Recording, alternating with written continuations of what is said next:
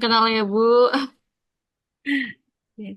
Anak-anak sudah bisa dimulai hari ini atau masih ada yang ditunggu di kelas? Kemungkinan masih belum pada join semua sih, Bu. Oke. Bu Karina, kita bisa tunggu sekitar Ya, 5 menitan lagi ya, Bu Karina ya. boleh, Bu, boleh. Oke, terima kasih. Sama-sama. Ibu nanti kalau itu langsung dimulai aja apa gimana, Bu? Boleh paling dibuka dulu sama moderatornya, nanti baru saya masuk. Oh, boleh.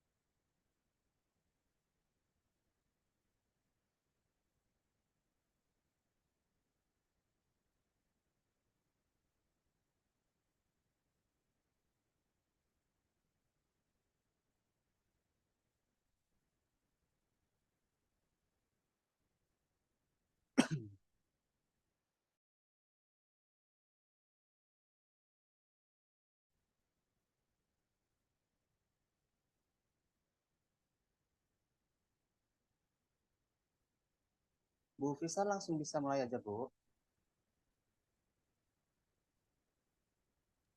Ayo silakan Mas, Mbak, kita mulai yuk Ya, Assalamualaikum warahmatullahi wabarakatuh. Selamat pagi semuanya.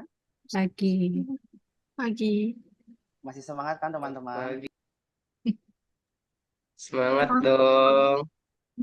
Ya, sebagai kelas karyawan kita telah capeknya kerja terus hari ini kuliah lagi. Jangan putus semangat ya. Kali ini kebetulan kita akan melakukan seminar. Sebetulnya bukan seminar itu, pengganti mata kuliah untuk lebih mengenal lagi tentang dunia akuntansi di dalam pekerjaan. Kemungkinan kan background dari saya atau teman-teman juga kan beda ya pekerjaannya. Jadi kita lebih mengenal akuntansi di dunia kerjanya. Kali ini kita bertemu dengan narasumber itu dengan Ibu Karina Indah Yuwanti, Ibu ya. Ya, selamat pagi semuanya. Selamat pagi, Pagi. Selamat Bu. pagi, Bu. Gimana kabarnya, Bu? Alhamdulillah baik. Alhamdulillah. Kalian semua juga Manggilnya, baik ya. Semangat ya. iya. Manggilnya Ibu atau apa? Kelihatan masih muda. Selamat, Bu. Boleh Ibu, boleh Mbak, Ibu boleh. aja. Di udah kerja pengalaman kurang lebih 13 tahun, Ibu ya. Iya, saya sudah kurang lebih 13 tahun di dunia akunting dan perpajakan manufakturing. Ya, mungkin nanti bisa ngajarin lebih tepatnya Mungkin lebih, singkatnya ya iya, Bu. lebih tepatnya sharing dan diskusi bersama ya. Iya, sharing aja. Nah, kita santai aja sih, Bu, nggak usah Iya, serius-serius. Mungkin ya segimana hubungan akuntansi ke dunia kerja yang bisa kita terapin aja. iya. Mungkin dari Bu Pista ada sepatah dua patah kata Ibu yang bisa Ibu berikan. Apa Oke. langsung aja? Oke, Ya, terima selamat pagi. kasih Mas Agus. Mas Agus, terima kasih ya. Assalamualaikum warahmatullahi wabarakatuh. Selamat pagi Bagus. semuanya. Selamat pagi Bu Karina dan Selamat anak-anakku pagi. semuanya. Eh, Selamat pagi. Alhamdulillah banget ya, kegiatan seminar dari praktisi hari ini bisa terlaksana gitu ya. Eh, Kali ini tidak terlepas dari dukungan Bu Karina yang sudah bersedia meluangkan waktu untuk memberikan sharing dan tentang apa ya, tentang aset nantinya ya, dan tentang aset. Kemudian juga terima kasih untuk anak-anakku semua yang sudah kompak bisa kerjasama untuk mewujudkan kegiatan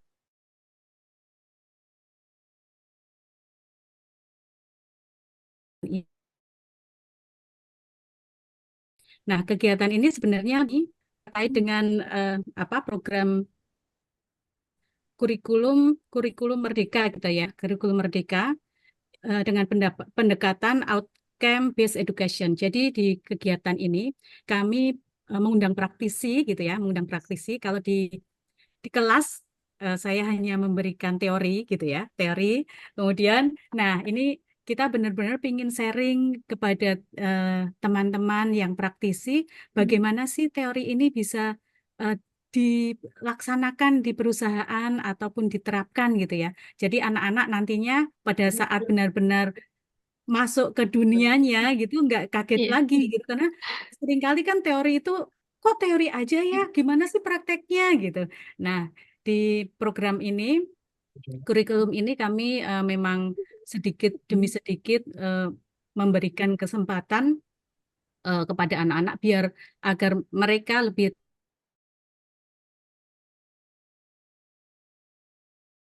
bekerja tapi eh, belum sesuai mungkin ada beberapa yang belum sesuai dengan pendidikan yang mereka ambil sekarang ini jurusan yang yang mereka ambil. Jadi terima kasih Bu Karina sudah bersedia untuk sharing kali ini dan untuk anak-anak sharing dari Bu Karina kalian bisa ambil kemudian kalau ada pertanyaan silahkan ditanyakan mumpung ada pakarnya dari praktisi gitu ya. Jadi Bisa kita lihat nih aja. teorinya seperti apa sih. Ternyata prakteknya seperti ini loh. Coba kalian boleh tanyakan. Nggak keberatan kan Ah ya? iya, boleh Ibu, boleh. Kita saling Kalau mereka. sharing ya, boleh Ibu. Oke. Terima kasih. Sepertinya seperti itu aja. Mungkin bisa lanjut ke Bu Karina. Saya kembalikan ke moderator ya, Mas Agus. Silahkan. Ya, terima kasih Ibu. Oke, teman-teman langsung aja mungkin ya. Bu Karina, Ya, nanti langsung mengalir aja. Kalau ada yang mau ditanyakan langsung aja, Bu. ya boleh, boleh, boleh. Nanti Sebelumnya langsung Bu aja. Karina boleh nggak sharing ke kami eh, tentang biodata Bu Karina, Oh iya, biar kita lebih ya kenal, lebih boleh, boleh. dekat, lebih kenal, Iya jadi boleh. saling. Saya kebetulan belum mempersiapkan biodata, jadi saya perkenalannya secara lisan Ya aja nggak nggak apa-apa apa-apa Bu ya Bu Karina. ya. Ya, ya baik, selamat pagi kepada Ibu dosen dengan Ibu Vista Yulianti. Salam kenal sekali lagi ya Bu ya. Dan juga selamat pagi untuk teman-teman semua. Terima kasih atas kesempatannya untuk sharing dan diskusi dengan tema manajemen aset dan akuntansi aset tetap. Perkenalkan, nama saya Karina Indah Iwanti, bisa dipanggil Karina. Kurang lebih saya sudah bekerja selama 13 tahun di perusahaan manufaktur, khususnya perusahaan Jepang. Dan saya ada di posisi sebagai Departemen Head Accounting, Finance, Tax, dan IT saat ini. Kemudian saya saat ini juga telah lulus untuk program S2 saya untuk akuntansi pajak, dan kemudian saya sekarang sedang continue study tapi untuk di Fakulti Hukum. Saya masih berstatus single, barangkali ada yang mau tahu.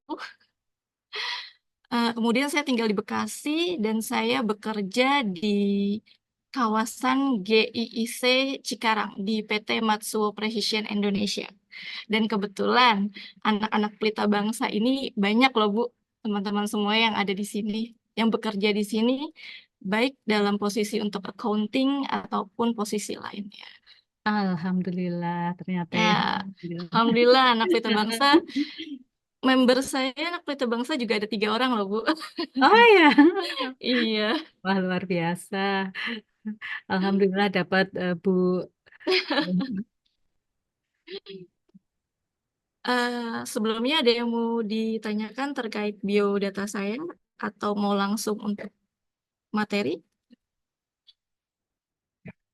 untuk teman-teman semuanya?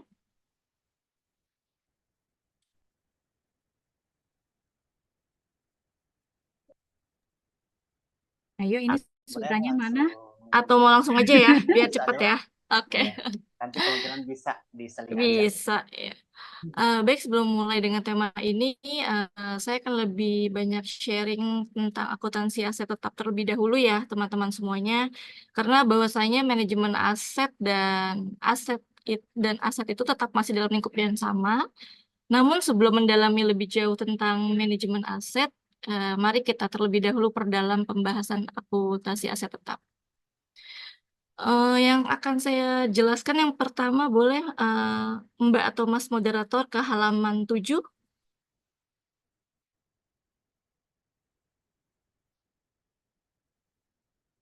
Ya. Jadi yang pertama saya akan membahas PSAK 16, aset tetap. Apa sih aset tetap itu dan kenapa dikategorikan sebagai aset dan apa saja yang masuk dalam kategori aset tersebut? Yang pertama, aset tetap berwujud itu adalah yang kita biasanya sebutnya kalau dalam perusahaan ya, yang secara praktek itu tangible asset atau aset tetap berwujud. Dia memiliki kategori umur lebih dari 1 tahun, masa umur ekonomisnya ya, masa manfaatnya. Dan juga digunakan dalam operasi perusahaan yang dibeli bukan untuk dijual lagi untuk perusahaan. Apa sih contoh aset tetap berwujud? Pasti teman-teman semuanya udah tahu ya, pernah dapat juga kan ya di semester 1 atau di semester 2, apa aja aset berwujud dan tidak berwujud. yaitu ada tanah, gedung, mesin, kendaraan, dan sebagainya. Dan pastinya memiliki umur ekonomis dan masa manfaat yang dapat dihitung. Kemudian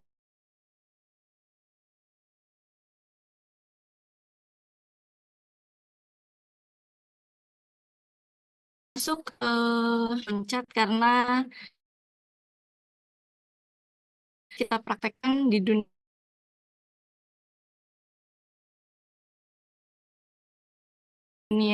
perakuntingan perusahaan. Biasanya kita sebutnya penyusutan ya.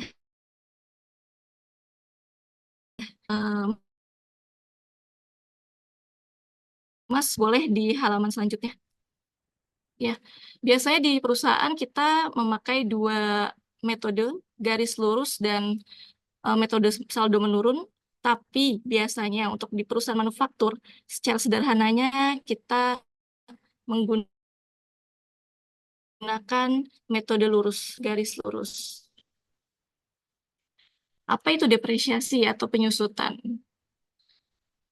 Pasti teman-teman semua juga sudah pernah mendengar ya sebelumnya. Depresiasi itu untuk menghitung atau kalkulasi penurunan nilai suatu aset fisik ya, selama masa manfaatnya. Seperti contohnya kalau misalnya kita ada kategori gedung, tanah, biasanya itu untuk yang permanen ada 20 tahun masa manfaatnya, masa penyusutannya. Untuk yang semi permanen kita ada di 10 tahun. Atau mungkin mesin ada di 8 tahun, 16 tahun, kendaraan ada di 4 sampai 5 tahun. Berbeda-beda.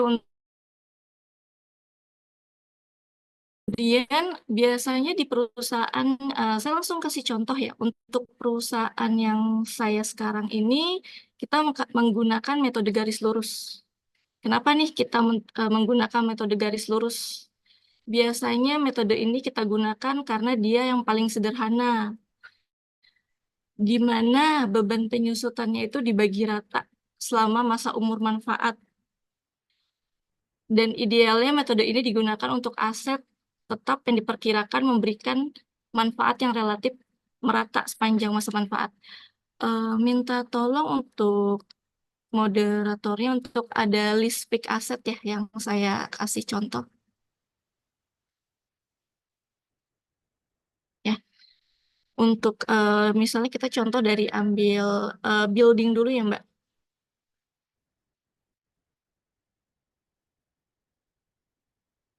Saya langsung kasih contoh, ini contoh sederhana yang biasanya digunakan di perusahaan manufaktur ya. Namanya metode garis lurus.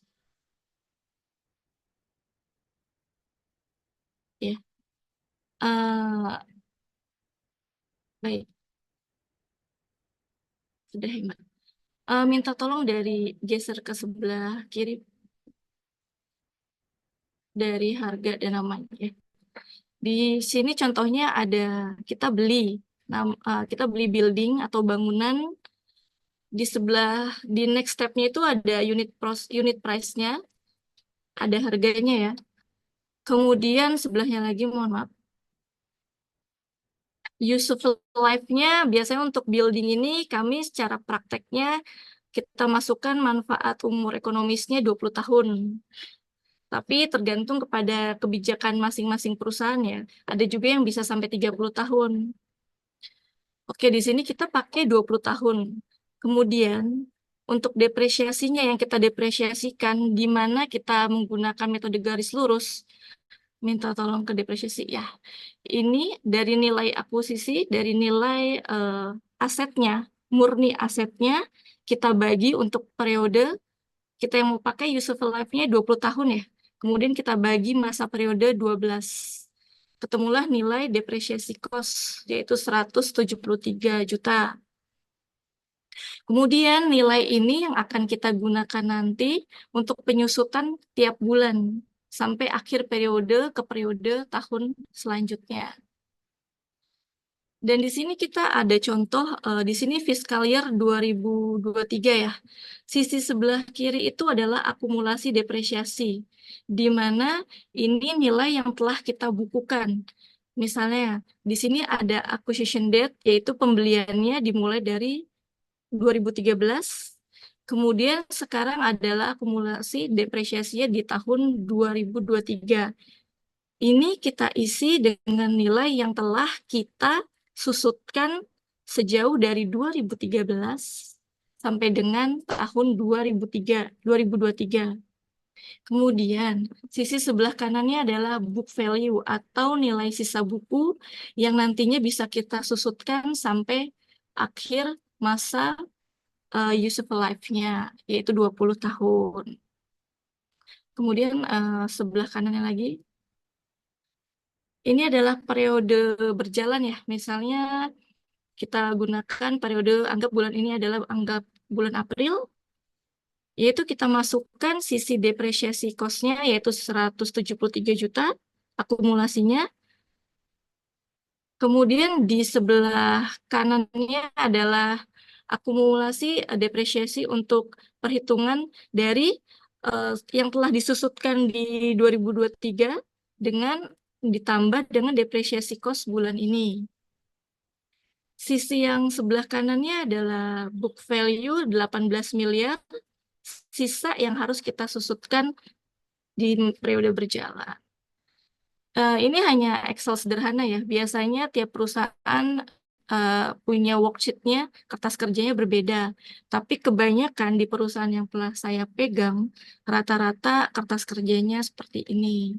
Jadi ketika nanti teman-teman semua sudah memasuki dunia kerja sebagai seorang accounting, seorang finance atau seorang perpajakan pasti akan melihat, oh ternyata ini ya kertas kerjanya seperti ini kurang lebih. Oh metode yang digunakan seperti ini ya, ada garis lurus atau metode saldo menurun. Tapi biasanya kita menggunakan garis lurus ya metodenya. Ini untuk building, kemudian di sheet-sheet sebelahnya, nanti ini kita akan bagikan kepada teman-teman, ini boleh kita bagikan buat contoh atau buat belajar, karena untuk nama perusahaannya sudah saya ganti, walaupun sebenarnya kita tahu ya ini punya Matsuo Precision. Jadi buat bisa belajar teman-teman semua, di sini ada building, structure, masonry, vehicle, dengan masa susutnya yang berbeda-beda ya teman-teman semua. Satu contoh lagi mungkin mbaknya bisa ke mesin ya, minta tolong. Ini cara penyusutannya juga sama seperti building ya. Yang membedakan hanya umur manfaatnya aja. Misalnya tadi building itu kan masuk kelompok 4 untuk 20 tahun sampai 30 tahun. Kalau mesin sendiri kita masuk kelompok 3 biasanya, yaitu untuk 16 tahun. Cuman di Matsuo sendiri ada perlakuan khusus, ada yang 8 tahun dan ada 16 tahun.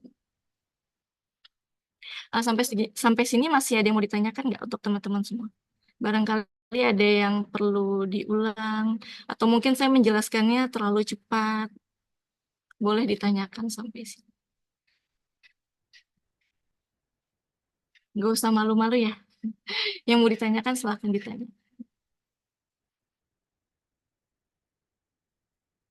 Atau mungkin saya kecepatan dalam memberikan penjelasan. Mungkin terlalu kecepatan Bu Karina. Cepetan ya? Oke. Ah, Mau diulang lagi cara menjelaskannya? Apalagi ini masih pagi nih ya, kayaknya butuh kopi biar bisa Iya. fokus ya. Mungkin kita ulang cara hitungnya kali ya. Ini kan dunia praktek biar kalian ketika tiba-tiba jadi seorang accounting nih. Udah nggak kaget. Pernah lihat nih kertas kerjanya, cara hitungnya. Pernah belajar nih. Boleh saya jelaskan dari masonry ya. Jadi biasanya dalam perusahaan ini kita ada account codingnya. Account codingnya biasanya untuk aset itu kita ada di kepala 1.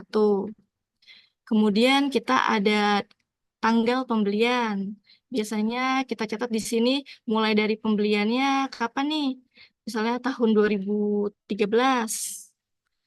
Kemudian dari tahun 2013 itu biasanya untuk aset ini ada yang langsung siap untuk digunakan, ada yang tidak siap untuk digunakan. Untuk yang siap digunakan, kami kalkulasi dalam kertas kerja ini. Terus kemudian untuk suppliernya, misalnya ABC Parts, nama supplier, kita beli aset tersebut dari supplier ini, kemudian ada nama itemnya, contohnya ada ya robot bracket, ada digital push pull, kemudian kuantitinya berapa nih? Ada 1 unit, 1 set, atau 1 piece.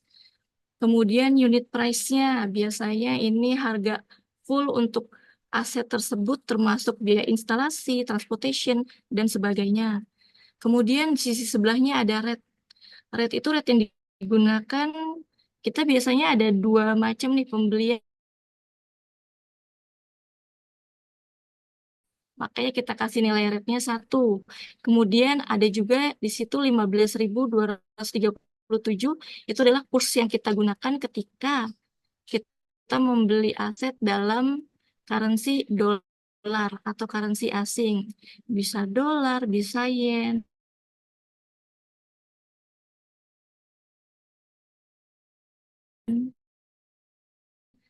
atau currency lainnya. Ya, kita catat ketika tanggal kita beli sesuai invoice.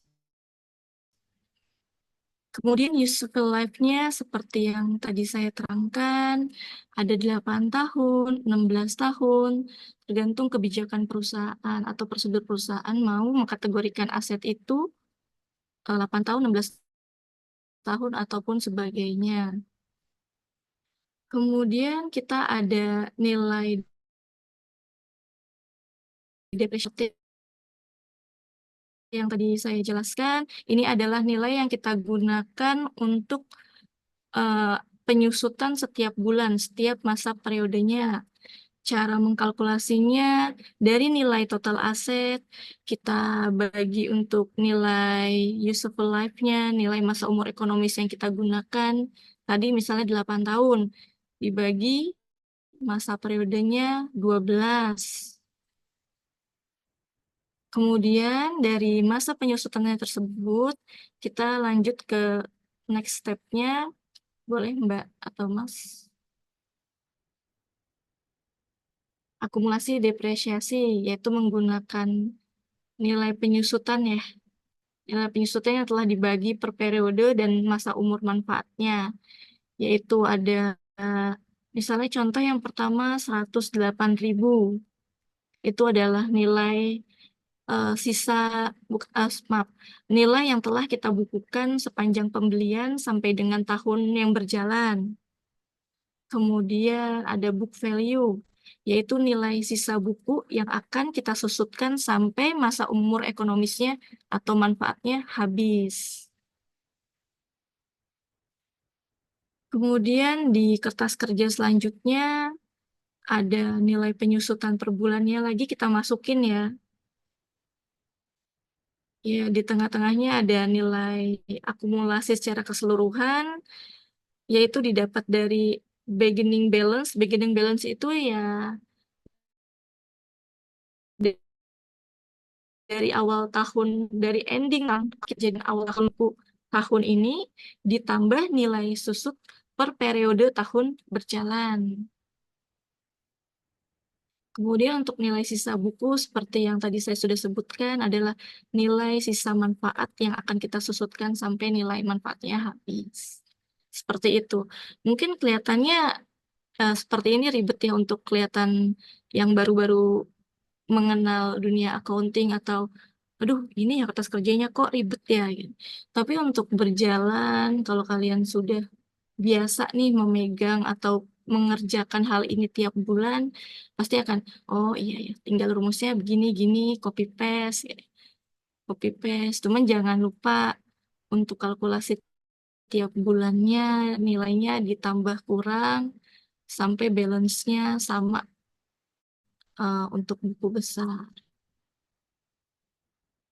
Sampai sini ada yang mau ditanyakan Izin, Ibu atau Karina, saya dan ya mau bertanya. ya Untuk penghitungan penyusutan itu totally cost dari perolehan barang, harga Iya.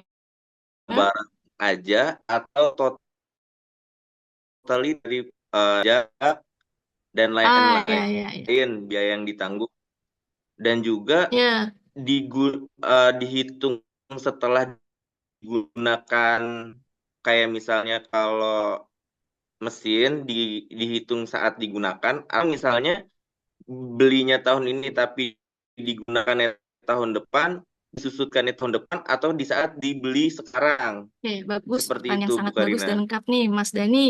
Bagus banget nih. Jadi biasanya ini tergantung kebijakan masing-masing ya. Kalau di perusahaan saya biasanya kita pembelian robot nih contohnya atau enggak yang mahal deh untuk dari ABC Part, Buring and Tapping.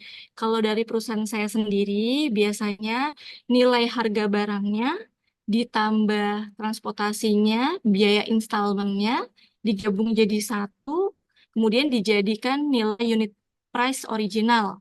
Kecuali nilai pajak ya, biasanya kan kita dapat pajak penghasilan PPN nih ya. PPN sendiri kita tidak masukkan karena kita punya pencatatan beda sendiri ya, khusus pajak. Jadi kita gunakan nilai barangnya, installmentnya, transportationnya, jadilah 1,155 juta.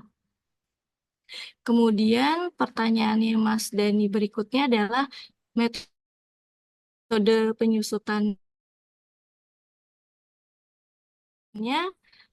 apakah langsung di Mas Dani ya. Biasanya kalau di accounting Matsuo ataupun secara standarnya ya, standar accounting atau di perusahaan manapun biasanya menggunakan misalnya barang ini sampai di Januari 2013. Biasanya di Matsuo sendiri kita bukukan, kita catat dalam AUC yaitu Asset Under Construction atau CIP, Construction in Progress, yaitu kita gantung karena belum kita gunakan. Jadi kita tidak susutkan, hanya kita jurnal di akun tersebut. Tandanya kita sudah beli, akan maka kita taruh di akun tersebut. Sampai sini masih dipaham ya, AUC Asset Under Construction. Nah, kemudian digunakannya masih tahun depan nih, Bu. Nah, ketika kita gunakan di tahun depan dari AUC aset under construction tersebut, jurnalnya kita reclass biasanya ke dalam asetnya, yaitu apa? Masonry contohnya. Langsung kita eh, catat di masonry, kemudian kita susutkan per periode tahun depan, Januari nih, tahun depan penggunaannya. Baru kita mulai susutkan. Seperti itu. Itu Jadi untuk, ya baik, ya, gimana Ibu? nggak apa-apa Mas Dani, Ya, biar ini. jadi disusutkan saat mesin itu dioperasionalkan. Iya, Betul. Pada betul. saat mesin itu Iya, datang sudah diposting, tapi belum iya, disusutkan. betul. Oh baik, baik, baik Ibu. Iya, kita susutkan ketika memang ready to use, benar-benar kita gunakan. Biar masa manfaatnya itu secara akurat kita catatnya ya. Nggak pas kita beli, langsung kita catat. Tiba-tiba sebenarnya ini belum digunakan nih. Jadi nggak efektif dan efisien pencatatannya. Seperti itu. Tapi Mas Dani jelas ya Oke, untuk penjelasan saya. baik Ibu, terima kasih banyak. Ya, ada lagi teman-teman semuanya?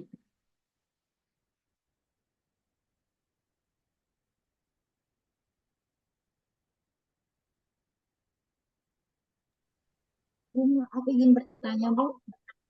Iya, boleh. Bu, mohon maaf tadi untuk penjurnalan dari kelas itu maksudnya seperti apa ya, Bu? Ya, baik saya kasih contoh. Jadi misalnya ketika barang datang itu kita akan catat pada akun aset under construction. Lalu dengan kita lawannya akun payable, pasti semuanya udah pernah belajar ya, jurnal-jurnal dasar akun pembelian. Kemudian ketika barang itu siap kita gunakan, kita reclass. Jadi misalnya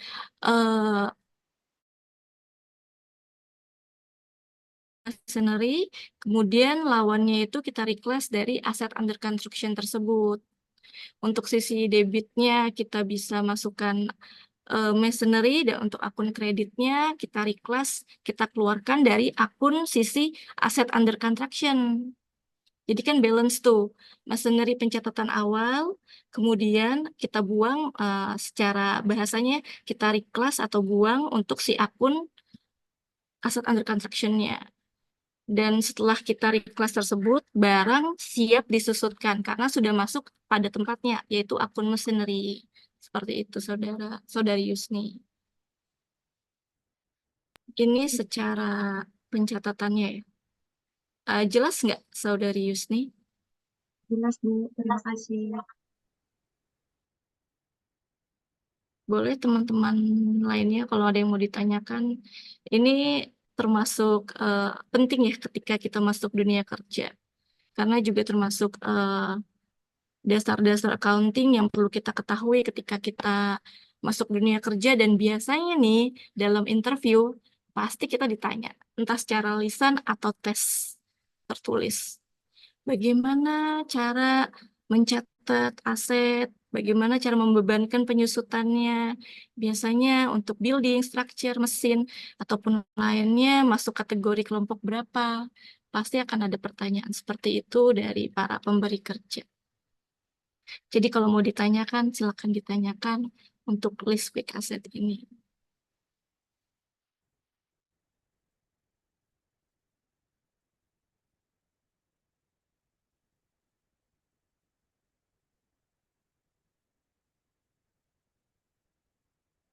Kalau tidak bertanya, mungkin saya bisa lanjut ke aset tak berwujud kali ya. Untuk izin teman-teman, itu ada di halaman 9. Atau langsung ke halaman 10 ya Mas ya.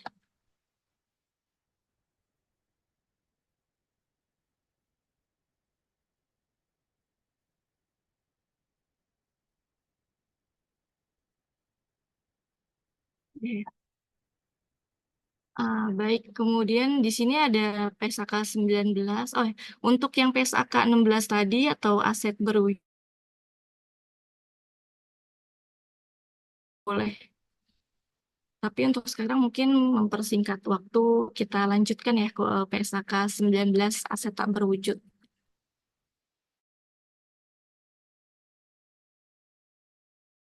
Si aset, hanya saja aset berwujud itu ada secara fisik seperti bangunan, gedung, tanah, kendaraan, komputer, dan hal sebagainya. Kalau misalnya aset tidak berwujud itu, kita antara lain itu bisa hak paten, hak cipta, merek dagang, ataupun perangkat lunak atau software. Dan biasanya kita juga mengamortisasi hal tersebut. Untuk saudara moderator, mohon contohnya Excel seperti tadi. Ya, ada di intangible asset.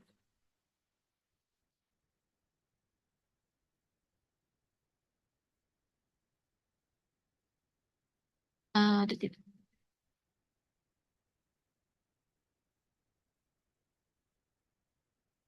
boleh pakai aplikasi yang April juga nggak apa-apa. Oke. Nah, ini saya kasih contoh. Ini juga sama seperti depresiasi ya. Penyusutannya, namun biasanya kita sebutnya amortisasi. Untuk yang kita contohkan, ya ini adalah pembelian perangkat lunak. Ini secara praktek biasanya ketika kita ada pembelian perangkat lunak, kita akan susutkan juga. Dan untuk perangkat lunak atau aset tidak berwujud, biasanya paling lama kita hanya menyusutkan masa umur ekonomisnya 4 tahun. Bisa ke bawah untuk Excel-nya.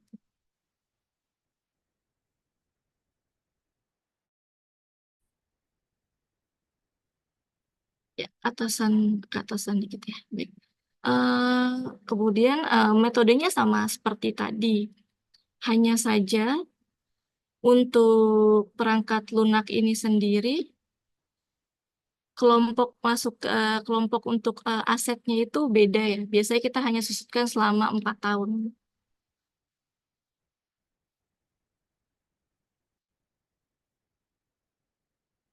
Useful life-nya di situ hanya 4 tahun. Kemudian juga untuk apa namanya? Yang hanya bisa kita dari aset tidak berwujud itu cuman hak cipta, merek dagang, perangkat lunak. Karena potensinya itu untuk menghasilkan pendapatan di masa depan ya hanya sekedar itu saja gitu. Beda dengan barang yang ada wujud fisiknya yang memang masa umur ekonomisnya lebih panjang. Kemudian untuk aset tidak berwujud sendiri ini, biasanya kita juga hanya menggunakan untuk sorry, untuk depresiasi ini kalau dalam fiscal year perpajakan kita cuma bisa menggunakan metode garis lurus. Tapi untuk aset tak berwujud kita bisa menggunakan dua metode. Tapi pada dasarnya atau umumnya kita cuma hanya menggunakan metode garis lurus. Yang seperti saya sebutkan tadi secara sederhananya ya seperti itu. Ini penjelasan singkat untuk aset berwujud dan tidak berwujud PSAK 16 dan 19. Untuk teman-teman ada yang mau ditanyakan dulu sebelum saya masuk ke manajemen aset?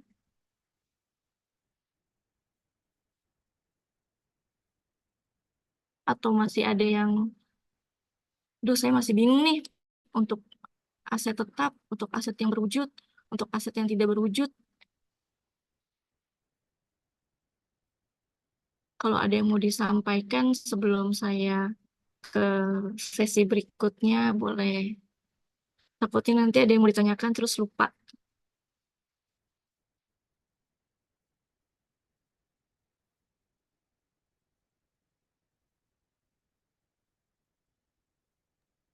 Ibu izin diulangi kembali, Ibu gimana? Maaf sebelumnya. Untuk yang mana? Tidak berwujud, Ibu. Oh ya, untuk aset tak berwujud itu yaitu aset yang kita sorry, untuk aset tak berwujud itu kita masuk PSAK 19 saya dari awal aja ya. PSAK 19 itu yaitu membahas aset tak berwujud. Biasanya aset tak berwujud itu contohnya ada hak paten, hak cipta, merek dagang. Kalau misal di perusahaan-perusahaan kan kita punya merek dagang sendiri ya. Nah, itu termasuk salah satu aset tak berwujud. Kemudian ada perangkat lunak. Perangkat lunak tuh seperti software, seperti contohnya sistem pada perusahaan yang digunakan perusahaan. Misalnya kalau kalian pernah dengar sistem SAP, ERP, Oracle, Mayo. Nah, itu termasuk perangkat lunak yang bisa kita sebut sebagai aset tak berwujud dan kita amortisasi. Seperti itu. Kemudian untuk eh, amortisasi sendiri prosedurnya sama ya. Pengurangan nilai bukunya sama dengan depresiasi tadi. Contohnya juga sama. Untuk di kolom yang intangible asset tadi, cara catatnya, cara cara pengkelompokannya, susutnya. Hanya saja untuk aset tak berwujud pada dunia praktisi itu biasanya standarnya cuma kita susutkan selama 4 tahun. Tidak tidak seperti barang-barang fisik lainnya yang memang masa manfaatnya atau umur ekonomisnya lebih panjang untuk perusahaan seperti itu. Mungkin untuk aset tak berwujud terbilang lebih mudah ya dibanding aset berwujud. Karena aset berwujud itu banyak banget. Untuk saudara moderator, saya ada kirim untuk kelompok aset ya. Kita bahas kalian sebelum untuk ke sesi selanjutnya. Kelompok-kelompok aset ini juga penting untuk para accounting, perpajakan, yang pastinya sama ini pasti akan ditanyakan ketika kalian interview atau tes di sebuah perusahaan. Maaf saya agak jumping-jumping karena saya dunia praktisi, jadi saya lebih ingin memberikan kalian yang ini pasti digunakan loh. Ini pasti akan muncul loh pada saat kalian interview atau tes. Jadi ketika nanti teman-teman ada yang mau cari kerja, ada lowongan penting nih di PT Matsuo, oh pasti akan dibahas nih, kayak akan muncul nih di tes tertulisnya atau tes lisannya. Jadi ini adalah dari Peraturan Menteri Keuangan ya. Ini tentang klasifikasi atau kategori aset jenis-jenis harta berwujud. Kita ada beberapa kelompok, kelompok 1, kelompok 2, kelompok 3, kelompok 4. Biar teman-teman merasa tidak asing atas hal ini, semuanya bisa lihat nih di sini ada kelompok 1. Biasanya kelompok 1 itu kategorinya hanya 4 tahun pengelompokannya untuk masa penyusutannya. Kelompoknya apa aja sih yang masuk dalam kategori kelompok 1 ini? Seperti semua jenis usahanya ada mebel, peralatan, mesin kantor, termasuk tadi yang saya bilang komputer, printer, laptop, scanner, kemudian ada televisi, sepeda motor, sepeda ataupun mobil, dan hal-hal lainnya. Di situ kelihatan ya ada jenis usahanya, ada pertanian, perkebunan. Yang pasti kelompok 1 ini hanya bisa kita susutkan selama 4 tahun. Ini secara fiskal ya. Untuk secara komersil atau eh, perusahaan itu gimana ya untuk menjelaskan lebih simpel. Kita ada 2 jenis, ada komersil dan ada fiskal. Biasanya komersil itu digunakan oleh perusahaan dan tanpa ada kebijakan tertentu dari perpajakan. Jadi kayak hanya ini boleh loh kebijakannya menggunakan kebijakan perusahaan mulai dari penyusutannya sampai dengan metodenya, sampai dengan klasifikasinya dan harganya terutama. Biasanya Matsuo sendiri untuk yang menjadi kategori aset itu harganya 10 juta. Paling kecil 10 juta. Untuk 10 juta ke atas otomatis pasti masuk aset. Tapi untuk yang di bawah tidak masuk aset, walaupun masa umur ekonomisnya misalnya, contoh nih kita ada pembelian laptop nih, laptop itu kan biasanya di atas 1 tahun ya pemakaiannya ya, dan kita susutkan selama 4 tahun. Tapi untuk harga laptop ini hanya 3 juta nih, di bawah kebijakan atau prosedur perusahaan yang harusnya paling murahnya minimal harganya adalah 10 juta. Ya udah kita nggak usah susutin, yang harganya 10 juta ke atas saja. Itu disebut komersil. Tapi untuk dunia perpajakan, kita nggak bisa menggunakan hal itu.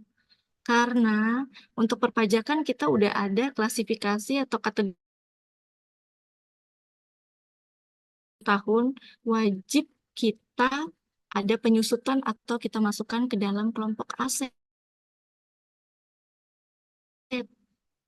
Jadi ketika di perusahaan itu, walaupun Matsuo untuk jenis komputer ataupun laptop yang harganya di bawah 10 juta, saat pencatatan di pembukuan accountingnya kita tidak masukkan aset, tapi ketika akhir periode SPT atau perpajakan badan akhir tahun, kita akan susutkan dalam koreksi fiskal. Cuman untuk menjelaskan hal ini kayaknya terlalu jauh ya Bu ya, mohon maaf ya Bu ya. Mungkin bisa di next selanjutnya kalau kita ada waktu lagi untuk diskusi. Boleh, Bu Karina. Iya, karena Dan- kalau udah membahas perpajakan agak panjang ya Bu ya. Nah, itu yang komersil boleh menyela sebentar. Kalau yang komersial dan pajak itu jadinya ada rekonsiliasi gitu ya, Bu ya? Iya betul Bu, ada rekonsiliasi. Biasanya kita kerjakan di SPT tahun badan untuk Hmm. tutup buku. Ketika sudah selesai nih, dalam 1 tahun periode, kita klasifikasi nih, kita kita kita masukkan nih jenis-jenisnya, kita rekonsel. Misalnya yang pembelian aset-aset yang tadinya Matsuo di bawah 10 juta itu kan termasuk aset ya. Namun Matsuo tidak klasifikasi untuk aset. Kita kumpulkan dulu, kita buat kertas kerjanya. Setelah kita buat kertas kerjanya, baru kita rekonsel, kemudian kita susutkan selama periode sesuai kelompoknya. Jadi nanti yang kita lapor di perpajakan tetap semua komputer, laptop yang walaupun kita di pembukuan yang nggak catat aset, tetap kita susutkan ketika di SPT badan. Kalau enggak, tuh Matsuo udah bisa kena pemeriksaan pajak nih. Dan itu terjadi sekarang, Ibu. Oh, begitu. Jadi kalau untuk yang laporan ke publik, Bu Karina, itu pakai kemana? Misalnya laporan keuangan Hmm, hmm. badannya itu apakah apakah asetnya yang dimasukkan yang memang di atas 10 juta tadi seperti yang Oh ya, perusahaan masuk pajak, Bu Karina? kalau Jadi jadi saya sama Bu Karina iya, nanya. nggak apa-apa. Ini malu-malu biar biar pada tahu teman-temannya. Jadi kalau di perusahaan saya sendiri dan kebanyakan perusahaan, kalau untuk kita provide atau menyajikan laporan untuk ke kantor pusat, itu kita menyajikan dua cara, yaitu pembukuan kita sebelum perpajakan dan juga laporan pembukuan kita ketika kita sudah selesai audit dan juga termasuk setelah kita rekonsil perpajakannya. Jadi ada dua. Cuman kalau memang untuk kita sajikan ke publik luas kayak investor, customer, supplier seperti kayak gitu, kita menyajikan setelah ada audit financial statement dan juga audit perpajakan. Karena kita tetap akan menyajikan profit loss kita after kita kena potong pajak ya Bu ya, setelah kita sajikan gitu. Jadi yang benar-benar realnya segini ya, profitnya Matsuo setelah kurang lebih perhitungan perpajakannya seperti itu, Bu.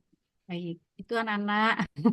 Jadi lebih jelas lagi ya. Ternyata Iya, ternyata teorinya begini, prakteknya praktik. lebih lebih lagi gitu ya.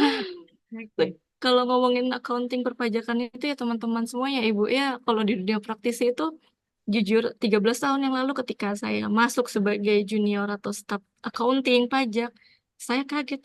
Perasaan teori-teorinya nih sama prakteknya aduh jauh ya, pusing gitu. Pasti yang pertama kita pikir aduh stres nih, ini gimana caranya nih, kayak gimana, tapi nggak apa-apa. Seiring waktu berjalan pasti teman-teman semua akan paham ketika sudah bekerja, udah mendalami, mungkin di atas 1 tahun teman-teman akan udah biasa, oh begini ya, oh begini ya. Cuman memang pada prakteknya pasti sekarang teman-teman pun bingung ya. Bu Karina, ini saya pusing nih, banyak jumping, banyak prakteknya kok begini ya. Ternyata secara perpajakan aset pun dibedakan ya perlakuannya ya. Ada komersil, ada fiskal, ribet ya. Karena kenyataannya memang seperti itu di dunia nyatanya ya. Di dunia manufaktur apalagi. Kalau teman-teman yang kerjanya di dunia sampai Z banyak banget nih. Asetnya banyak banget nih. Macem-macem nih. Nilai depresiasinya juga berbeda nih. Bahkan aset Matsuo sendiri itu udah di kategori di atas 100 dan itu baru satu item, belum item-item lainnya. Kalau kita nggak kontrol, sudahlah, mungkin kita nggak bisa mempertanggungjawabkannya baik ke kantor pusat kita, baik ke investor, ke publik, bahkan ke kantor pajak mungkin ya Bu ya. Jadi ya memang seperti ini. Jadinya ketika nanti teman-teman semua yang sudah lulus, welcome to the jungle. Oke. Ya, nanti kita akan bagikan kok untuk PPT. Cuman untuk PPT-nya saya akan perlengkap lagi nanti. Jadi untuk PPT mungkin akan saya berikan di hari berikutnya. Tapi untuk PDF atau list fixed asset contohnya boleh dibagikan hari ini ya untuk saudara-saudari moderator. Biar ada gambaran nih untuk teman-teman semua. Oh ternyata dunia aslinya begini nih. Atau untuk kalian belajar ketika nanti kalian melamar pekerjaan sebagai accounting atau sebagai pajak. Saya yakin pasti berguna. Rasmi. Karena ketika saya coba beberapa tes di perusahaan Jepang ataupun perusahaan lokal, baik yang manufaktur, khususnya manufaktur ya, ataupun trading ataupun lainnya, pasti akan ada pertanyaan atau jenis kelompok aset, aset berwujud, aset tidak berwujud, cara menghitungnya, cara menjurnalnya, terus bagaimana cara apa pencatatan dalam komersil dan fiskal atau perpajakan itu pasti ditanya.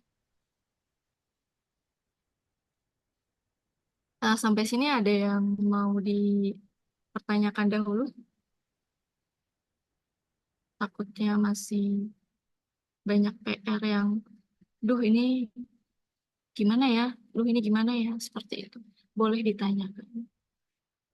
Atau mungkin seperti yang saya bilang, mohon maaf ya saya kalau jelasin kebiasaan di kantor itu cepat, terutama kantor perusahaan Jepang itu kan cepat banget ya Bu. Nggak hanya dari cara bicara, cara berjalan, semua serba ekspres ketika minta dokumen atau report.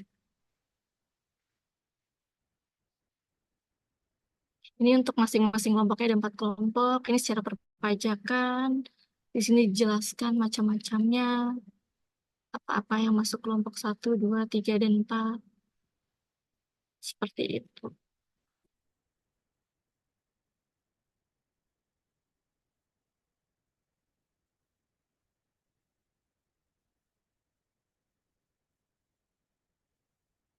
Kalau tidak ada yang bertanya, mungkin saya akan masuk ke manajemen aset. Boleh ke halaman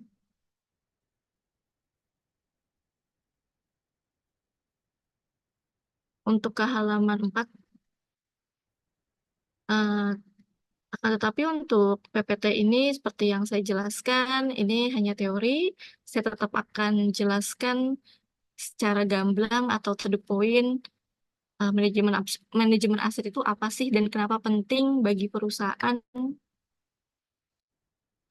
Jadi manajemen aset itu ketika kita di dalam sebuah perusahaan, kita punya kebijakan, prosedur, atau teknologi yang kita buat untuk pengguna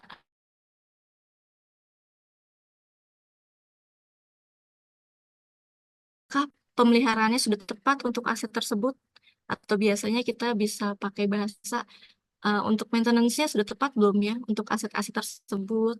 Terus untuk pencapaian tujuannya sudah jelas belum asetnya, sudah bisa menghasilkan manfaat yang besarkah untuk perusahaan atau malah menimbulkan kerugian. Seperti itu, teman-teman. Dan biasanya manajemen aset itu digunakan untuk ya yang seperti saya bilang tadi, mengurangi resiko kerugian baik di masa kini ataupun di masa mendatang, yaitu untuk mengidentifikasi, mengelola resiko terkait aset perusahaan, perlindungannya, kerusakannya, kehilangannya, penurunan nilai asetnya, hingga apakah ini berdampak positif atau negatif terhadap perusahaan. Jadi ketika sebuah perusahaan menghitung penyusutan asetnya, perusahaan kan akan kehilangan nilai aset tersebut ya. Dengan kata lain, yang Matsuo buat ini, list pick asetnya sudah benar belum sih? Sudah dicatat secara akurat belum sih? Seperti terkait dengan pertanyaan Mas Dani tadi dan Mbak Yusnia tadi, Bu, kalau misalnya asetnya udah datang dari tahun sebelumnya, tapi digunakan 1 tahun sebelumnya, itu gimana ya? Maksudnya, masa sih ketika aset datang belum kita gunakan, udah kita susutkan? Nah, terkait hal tersebut, itu masuk dalam manajemen aset.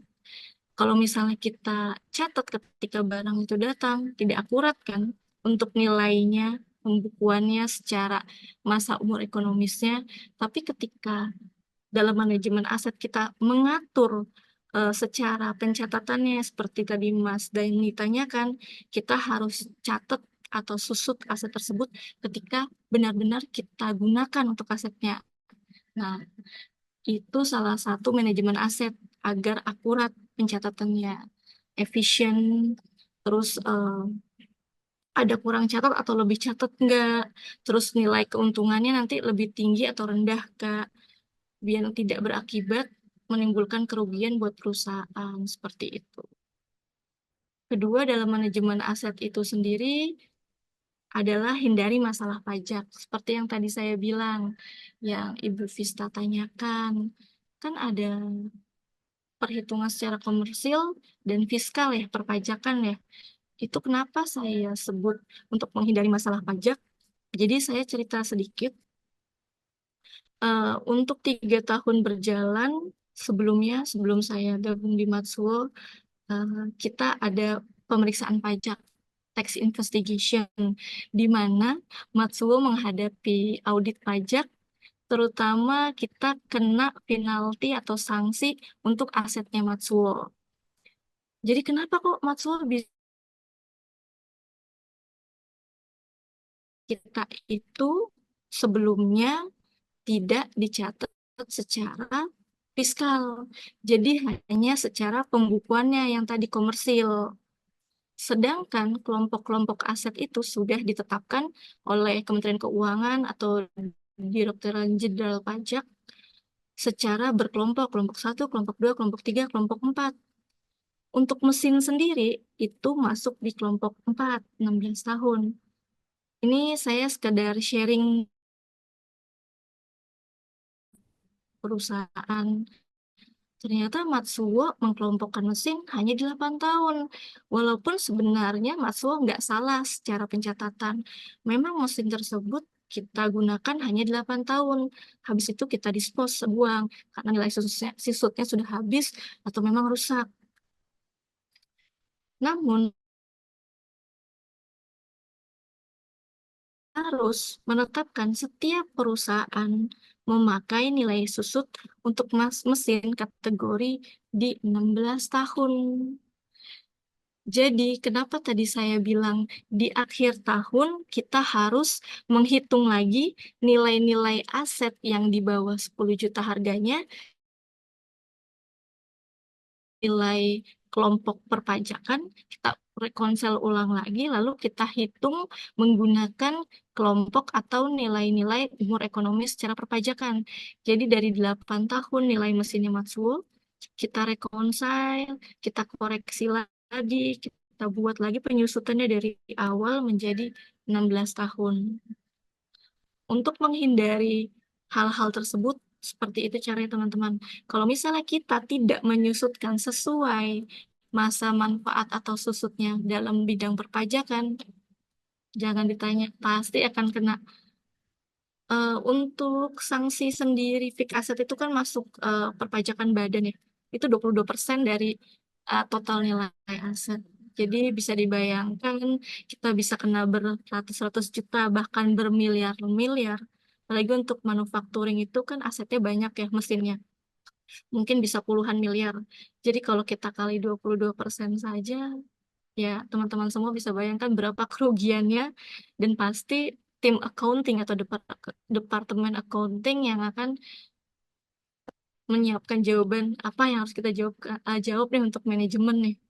Kenapa nih accounting selama ini nggak apa nggak memberlakukan manajemen aset nih? Kenapa nih kok kita bisa sih nggak menghitung dalam komersil dan perpajakan?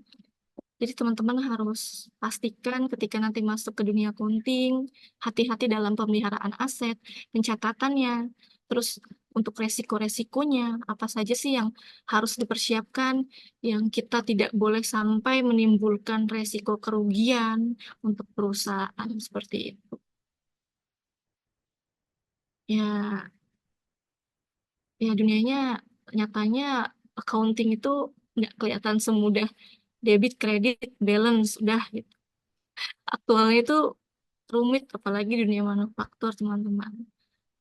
Jadi ya benar-benar harus diperhitungkan eh, sesuai keadaan sebenarnya juga dan juga diperhitungkan sesuai keadaan perpajakan. Seperti itu. Kemudian setelah masalah pajak, seperti yang pertama juga kita menilai periode pemanfaatannya secara akurat seperti yang tadi saya bilang kayak misalnya aset ini sudah tidak bisa dipakai nih, entah rusak atau nilainya sudah habis. Berarti kan harus kita dispose ya atau kita buang. Dan itu sendiri pun kita secara prosedur harus ada kalkulasi dari awal pembelian sampai akhir dan menunjukkan bukti atau dokumen foto-fotonya. Ini loh barang asetnya, misalnya mesin A udah tidak layak dipakai nih atau sudah habis dan sudah susutnya juga sudah habis atau rusak gitu sudah tidak bisa diperbaiki kita masukkan ke dalam dispose aset seperti itu. Sampai sini teman-teman semuanya ada yang mau ditanyakan terlebih dahulu? Ibu izin bertanya, Ibu Karina, mohon maaf sebelumnya. Iya, gimana Mas Dani? Untuk penghitungan aset tetap tadi yang Ibu jelaskan, kalau misalnya untuk building, kalau misalnya ada renovasi seperti penambahan ruangan, itu penghitungan penyusutannya seperti apa? Atau kalau untuk mesin, misalnya ada pembelian awal, udah buat agreement dengan vendor atau supplier, misalnya udah terpakai 1 tahun, terus mesinnya rusak total, Iya, lalu digantikan lagi dengan mesin baru oleh vendor. Tapi kan itu sudah dilakukan penyusutan pada 1 tahun awal tadi, tapi digantikan oleh mesin baru, itu di reset dari awal atau ikut penyusutan pada saat mesin yang digunakan sebelumnya iya, iya. 1 tahun gitu. Baik. Iya, Gitu. baik tadi yang pertama, mohon maaf, pertanyaan yang pertama apa Mas? Tadi, kalau yang Untuk kedua, pertanyaan yang pertama, untuk building ya? aset, iya building, kalau misalnya ada renovasi seperti penambahan ruangan atau bangunan yang ditingkatkan atau diluaskan, Iya, itu iya, ada, iya. ya, ya, gitu, bagaimana penghitungannya. Iya, Dan yang kedua untuk mesin yang tadi, case-nya kalau misalnya beli mesin 1 tahun dia pemakaian normal, iya. kan kita udah Rusak ya? menghitung sesuai dengan Ibu Karina jelaskan tadi kan, Iya, disusutkan pada saat pemakaian ya kan, dengan metode atau kebijakan perusahaan ketika penghitungan total dari perolehan mesin seperti biaya perolehan, biaya pembelian, terus biaya transportasi dan seterusnya. Terus di tahun kedua mesinnya rusak total Bu Karina. iya, Lalu iya, iya. vendor menggantikan mesin yang baru. Nah, itu untuk penyusutannya dihitung saat mesin Iya, pertama datang, kan ada mesin baru nih direset lagi atau disusutkan pada iya, iya. mesin baru datang yang di tahun kedua itu dari nol. Gimana Iya. tuh Karina? Duh, Mas Dani ini pertanyaannya keren-keren banget nih. Mas Dani kerja di accounting ya? Enggak, saya pengangguran bukan yang saya dimaksud. Saya usaha Bu. Nggak, tapi Heeh. bagus. Tapi bagus banget pertanyaannya Mas Dani. Ini to the point dan juga memang di dunia peraccountingan nyatanya banyak case-case seperti itu Mas Dani. Jadi yang pertama itu untuk building atau structure sendiri, biasanya kalau untuk perusahaan Matsuo, ketika kita ada penambahan structure atau building, kita biasanya bikin sheet baru untuk structure. Jadi kita nggak langsung nambahin, misalnya ini kita building nih, karena ini ke building langsung kita templokin di harga pertama. Nggak, biasanya kita nambah sheet baru. Misalnya kita contohnya penambahan untuk structure contohnya apa ya? Misalnya penambahan atau pembuatan eh, lobby. Jadi misalnya lobby kantor ini udah lama ya, sudah mungkin tidak enak dipandang. Lalu kemudian kita perbaiki lobbynya, kita buat kembali cantik baru. Biasanya kita hanya masuk di structure ya Mas ya khususnya. Kita langsung bikin sheet baru, berapa harganya totalnya, kemudian kita susutkan selama 10 tahun. Biasanya kita buat seperti itu, nggak langsung menindih kepada aset pertamanya atau building pertamanya. Biasanya seperti itu. Kemudian untuk mesin yang tadi yang di repair atau yang mungkin udah rusak total, terus digantikan mesin baru. Biasanya dalam Matsuo atau standar perusahaan lainnya, si mesin yang sudah rusak itu kita kalau Matsuo sendiri kan punya prosedur atau kebijakan ya. Jadi sudah kita tuangkan dalam prosedur jika ada mesin yang rusak total dan tidak bisa digunakan lagi, maka kita akan melakukan dispose aset, yaitu kita keluarkan si aset tersebut, kita hitung dari mulai pembelian sampai sisa nilai bukunya berapa, kemudian kita buat secara prosedur bahwa reasonnya aset ini sudah tidak bisa digunakan, tidak bisa di-repair juga, otomatis akan timbul kerugian ya Mas Eden ya. Kita timbul kerugian, nanti kita jurnal dari situ. Dan untuk rugi dari pembelian aset tersebut sampai nilai sisa buku, kita tetap jurnal. Kemudian untuk mesin baru yang baru untuk menggantikan mesin tersebut, mau dia satu vendor ataupun beda vendor, tetap kita harus buat perhitungan baru, Mas Dani. Nggak bisa kita langsung tiba-tiba, ini nih asetnya yang lama rusak. Ya udah nilai sisa bukunya berapa, kemudian langsung kita tambah dengan jumlah nilai aset baru. Nah, biasa dalam perusahaan itu nggak bisa seperti itu. Karena itu pertama akan membingungkan untuk manajemen asetnya, untuk pemeliharaan ke depannya gimana, nilai susutnya gimana. Terus masa sih asetnya ada dua? Nah, itu nggak bisa. Jadi untuk aset yang pertama, jelas kita harus dispose aset atau kita buang asetnya. Nanti kita jurnal, kita reclass untuk asetnya kita keluarkan, kita perhitungkan untuk loss-nya. Setelah itu untuk aset baru, tetap kita buat jurnal barunya sesuai perhitungan harga awal kembali ketika kita beli aset baru. Seperti itu sih. Oke, baik Ibu, terima kasih banyak Ibu Karina. Jelas, Jelas jelas, ya jelas Mas ya, Ibu. berarti ya. Tapi tergantung prosedur masing-masing perusahaan ya Mas ya. Tapi biasanya secara standar sih, kalau saya cek atau saya berapa kali pindah perusahaan, sama prosedurnya. Kita punya prosedur sendiri. Mungkin ada teman-teman yang mau ditanyakan kembali terkait aset. Boleh, silakan ditanyakan. Bu izin bertanya Ibu, Iya, gimana?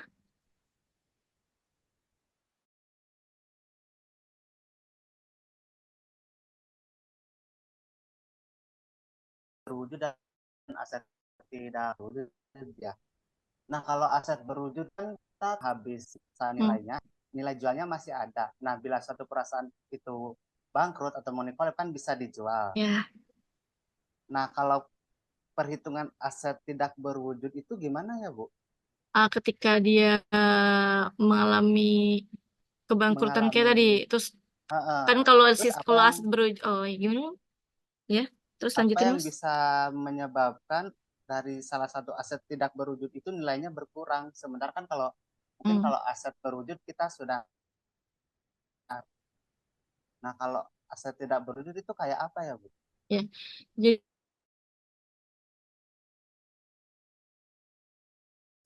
Ya, gitu masa pakainya dan ketika aset tidak berwujud itu kan kita cuman software nih, hitungnya gimana nih untuk tahu dia udah tidak punya nilai buku atau enggak selain nilai bukunya 4 tahun. Nah, teknologi misalnya contohnya untuk perangkat lunak ya, misalnya sistem. Sistem itu kan salah satu aset tidak berwujud. Nilainya juga cuman kelompoknya bisanya susutnya selama 4 tahun untuk perusahaan. Jadi kalau teknologi atau perangkat software itu kan kita berkembang ya Mas, selalu berkembang, tiap tahun berkembang, upgrade sistem, upgrade sistem, dan kita nggak mungkin akan selalu memakai sistem itu tanpa adanya upgrade. Makanya kenapa kita hanya bukukan selama 4 tahun, nilainya pendek atau singkat gitu. Karena teknologi semakin maju, otomatis kita akan selalu membeli, kayak contohnya gini, kita perusahaan Matsuo punya ERP system contohnya, atau SAP system. Setiap tahunnya kita kan ada biaya maintenance ya untuk sistem tersebut, entah pemeliharaan bulanan, tahunan, atau untuk upgrade mengikuti teknologi perkembangan zaman yang dimana modul-modulnya juga berubah atau bertambah. Nah, dari situ kita bisa melihat nih secara gimana ya untuk menjelaskannya, secara secara susutnya itu ini perangkat lunak ini nih atau sistem ini udah ketinggalan zaman banget nih. Padahal kita baru pakai 2-3 tahun, udah banyak teknologi makin berkembang, makin sistemnya makin upgrade.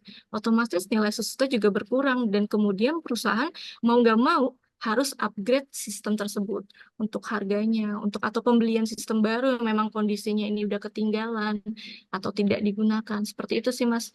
Jadi untuk sistem itu nggak ada sesuatu yang kayak pokoknya setelah 4 tahun nilai bukunya habis aja, nggak bisa dipakai lagi. Kecuali upgrade.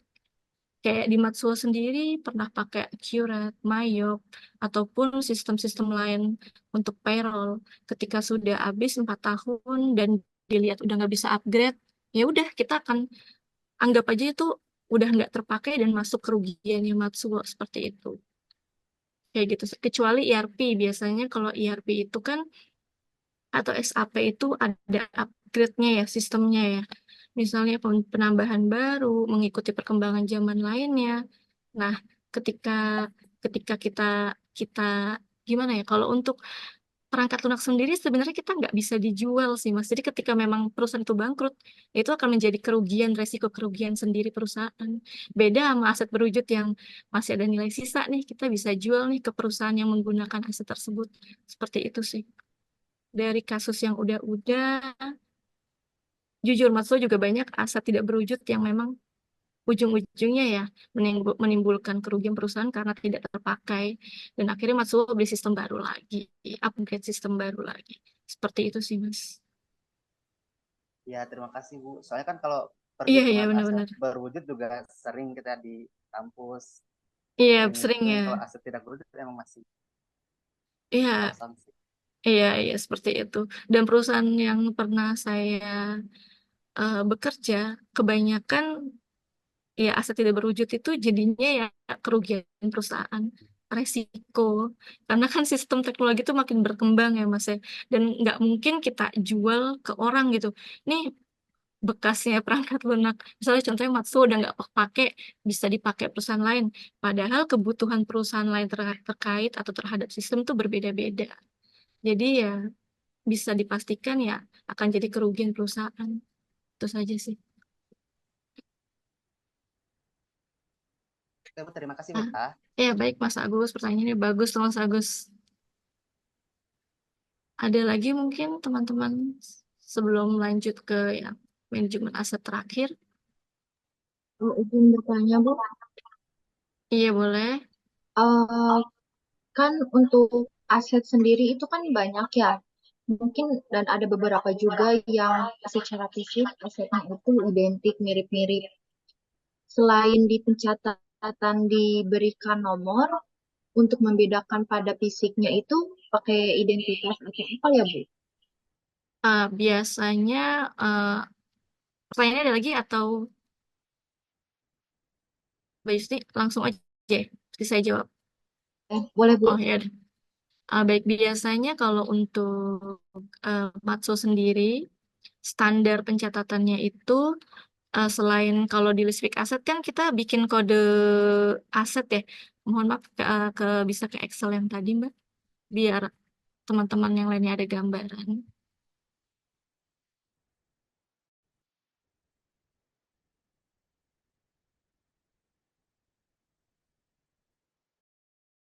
Di paling sebelah kiri ya. Harusnya ada penomoran aset. Saya masuk.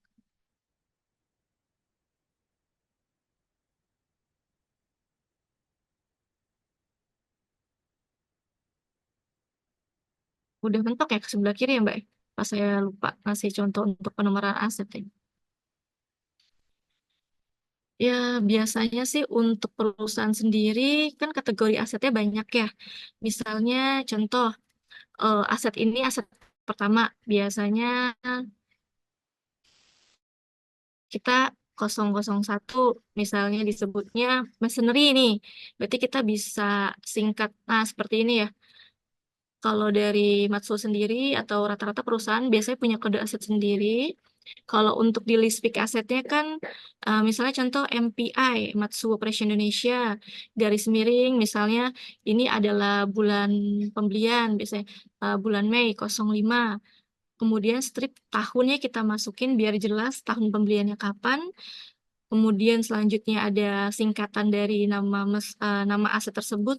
Misalnya kalau FA itu vehicle atau mesin bisa sebut kita MA atau building ataupun yang lain-lain. Kemudian strip biasanya 7.300 itu tergantung perusahaan.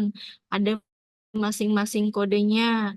Kemudian untuk yang terakhir itu adalah eh, penomoran aset yang kita punya ya, misalnya aset pertama yang kita beli, kedua, ketiga, dan selanjutnya. Kemudian dari list ini sendiri harus dicocokkan dengan keadaan aktual aset. Biasanya accounting Matsuo itu punya label, label khusus entah yang diukir di aset ataupun kita buat pakai mungkin kayak ada label code sedikit ya kayak ya saya nggak ada contohnya, mohon maaf saya nggak masukin. Jadi kayak kertas ataupun label khusus ya, ya panjang lah. Jadi di situ ada informasinya seperti yang tertulis di akun kode PIK aset ini.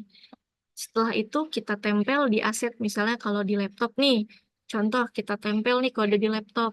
Nah itu menandakan laptop itu milik perusahaan dan dibeli bulan kapan, tahun kapan, kode departemen, kode asetnya apa, dan kode departemennya apa. Biasanya seperti itu. Biar bisa membedakan ya. Terus kemudian untuk mesin, kita juga ada. Biasanya kalau mesin itu diukir ya, biar nggak cepat hilang. Diukir di mesin sesuai kode list pick asetnya accounting yang kita pakai untuk penyusutan ini, untuk depresiasi. Jadi misal MPI, garing, bulan, tahun, kode aset, kode kode produksinya, segala macamnya, kita ukir di aset tersebut. Jelas ya, kenapa harus kita kasih list kode seperti ini ya Mbak Yusnia ya. Ketika accounting ada pemeriksaan audit pajak, audit finansial tiap tahun, itu kan pasti ada pemeriksaan jenis aset ya. Kalau kita nggak kasih pengkodean, kita akan bingung dong segitu banyaknya aset ini mana aja nih, tahunnya kapan belinya, sumbernya siapa, lokasinya di mana, itu wajib. Itu wajib ada pengkodean.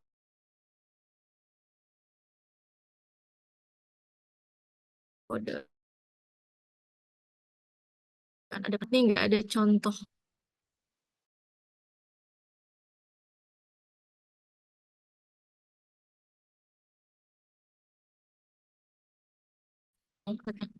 Harus sama ya maksudnya ya. Apa yang kita buat di list pick aset ini harus sama jelas dengan kondisi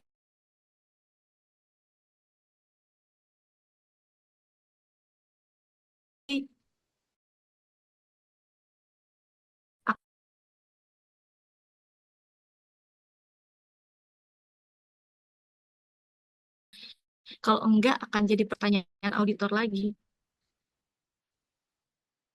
Izin bertanya, Bu.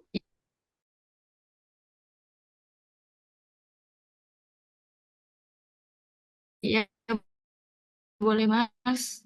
Ini Bu, apa namanya, sering aja. Menurut Ibu, kenapa hal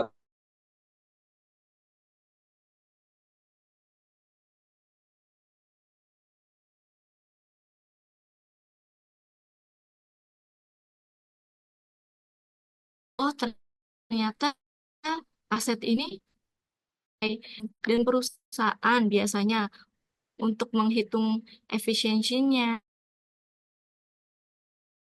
efek selengkap-lengkap ya, entah itu harga barangnya, transportationnya, terus kemudian harga installmentnya, itu wajib untuk memperhitungkan bahwa perusahaan itu kemahalan nggak sih belinya, terus keuntungan yang didapatkannya eh, apa namanya, dengan kata lain apa ya Mas Dani biasa disebutnya, eh, efektif nggak sih kayak seperti itu, efisien nggak sih dengan harga dan keuntungan yang kita dapat seperti itu.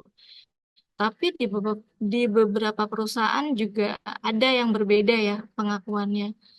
Tapi kembali lagi nih, biasanya perpajakan itu agak rese. Biasa resenya kenapa? Itu nilai asetnya, Bu. Ada nilai-nilai yang lainnya nggak? Tim-tim support asetnya. Boleh dong dimasukin. Nah, ketika kita nggak masukin hal tersebut dalam pencatatan kita, pas kita ada audit pajak, kita akan bingung, Mas Deni. Aduh, perpajakan minta biaya pendukungnya nih, biaya support dari aset tersebut. Tapi kita selama pencatatan enggak nih, beda-beda nih. Berarti kan otomatis accounting atau perpajakan capek kerja dua kali kan, harus rekonsil lagi nilai-nilai transportation atau pendukungnya buat aset tersebut kayak gimana. Kayak gitu sih, Mas.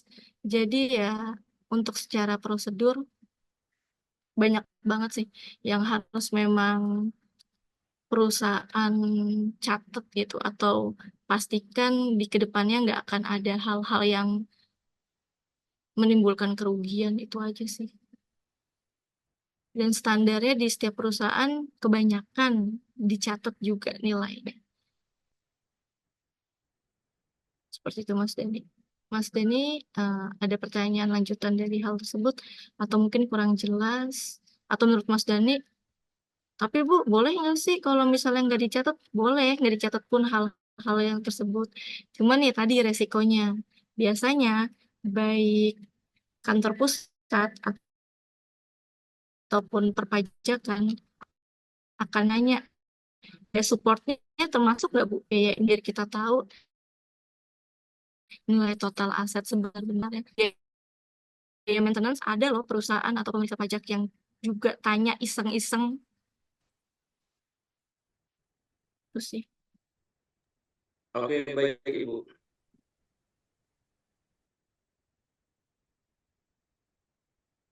Kemudian ada lagi pertanyaannya sebelum masuk ke manajemen terakhir yang akan saya jelaskan, manajemen aset. Kalau mau ditanyakan boleh ya, tanya apa aja ya, terkait aset, terkait misalnya Bu, dalam perpajakan gimana gimana gimana, boleh, itu boleh banget.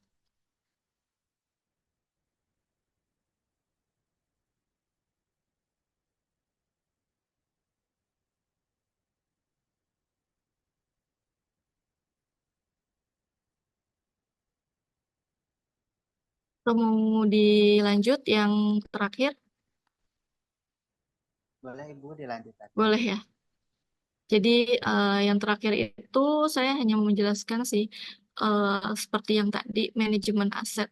Kenapa sih harus ada manajemen aset perencanaan mulai dari pengadaan, operasional, perawatan, pembuangan, siklus aset manajemen ini kalian harus tahu. Karena kenapa? Ini juga akan dipakai perusahaan ketika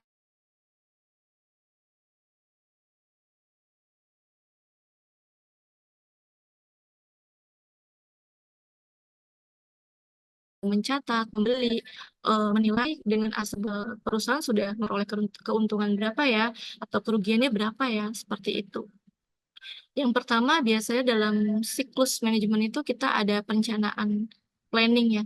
Biasanya kita harus identifikasi nih kayak sebuah perusahaan butuh aset apa aja ya, butuh berapa banyak aset ya untuk mencapai tujuan tersebut atau mencapai penjualannya. Terus resikonya seperti yang tadi sudah saya bilang, kita harus evaluasi potensi resikonya terkait aset yang sudah kita beli, termasuk cara penghitungan penyusutannya sudah akurat atau belum, seperti itu. Terus juga membantu kita harus merencanakan anggaran, seperti biasanya kan setiap perusahaan punya budgeting ya untuk berinvestasi. Misalnya tahun depan perusahaan si A ini mau punya anggaran berapa sih, goalnya mau berapa sih, otomatis kan kita harus membuat eh, ini loh aset yang kita butuhkan dan harganya segini loh yang kita butuhkan untuk memperoleh aset tersebut, seperti itu. Kemudian dalam siklus aset tersebut kita juga ada akuisisi. Biasanya terkait pengadaan aset, terkait pencatatan aset, kayak pembelian dan penerimaannya sudah sesuai rencana dengan anggaran yang telah kita tetapkan di tahun sebelumnya atau belum, seperti itu. Terus pencatatannya aset barunya ke dalam list fixed aset atau daftar inventaris perusahaan sudah sesuai atau belum. Ini juga menyambung dengan pertanyaan Mas Dani dan Mbak Yusnia tadi. Kemudian untuk operasionalnya, pemeliharaan rutin, kemudian untuk maintenance-nya, sudah kita pelihara atau maintenance dengan benar atau belum. Seperti itu. Kita harus punya monitoring ya, kertas kerja sendiri.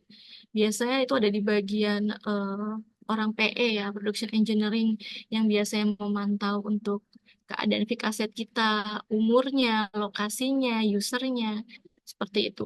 Dan dibantu oleh kita sebagai accounting untuk memastikan kondisi list yang kita punya nih, list inventaris yang kita punya dengan keadaan aktual di lapangan, seperti itu.